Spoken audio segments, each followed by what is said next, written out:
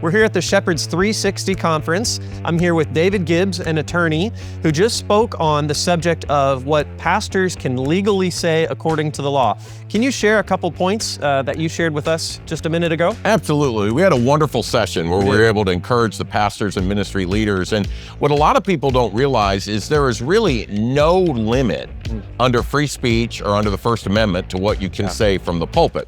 The limit comes in is to whether your behavior could jeopardize the church's tax-exempt status. And so we talk through those issues with the pastors, and we encourage them how to maximize their voice, but to minimize their liability. And we had a good time. We worked through some of the issues, thinking through, what churches can and can't do. And I think a lot of people their eyes were opened that there's a lie, and we know the devil's the master of lies in the culture, that churches need to be silent or say nothing. And I think a lot of the ministers were encouraged that, hey, I might be able to do a little more than I thought.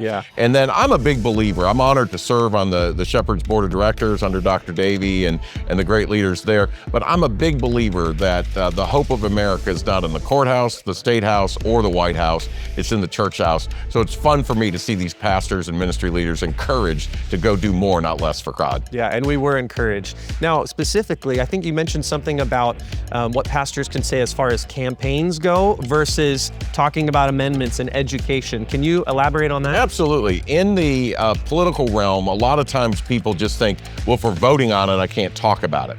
The prohibition from the IRS is interfering with political campaigns. That's candidates, person A, person B. If you say vote for this candidate, don't vote for that candidate, that would be a potential IRS violation. But when you're dealing with issues that impact morality, society, amendments, Florida has their Amendment 4 that would ensconce abortion in the Constitution.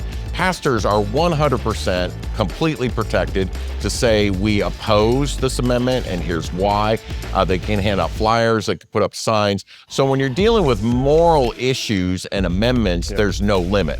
When you're dealing with a candidate, the limit is don't do it on church time or church dime. So don't spend church money to do a letter. Don't spend church time in the pulpit. But on a personal level, pastors maintain their free speech rights, as does every other church representative, and they can clearly speak individually, they can invest individually, and let people know how they stand on the different candidates. Yeah, that's encouraging. Yeah, definitely agree with you. Pastors may be able to say more than they think they can say, all for the edification of the saints and the glory of God. Well, and there's a great crowd here and great pastors, but I would say there's a lot of pastors that are a little scared to say anything.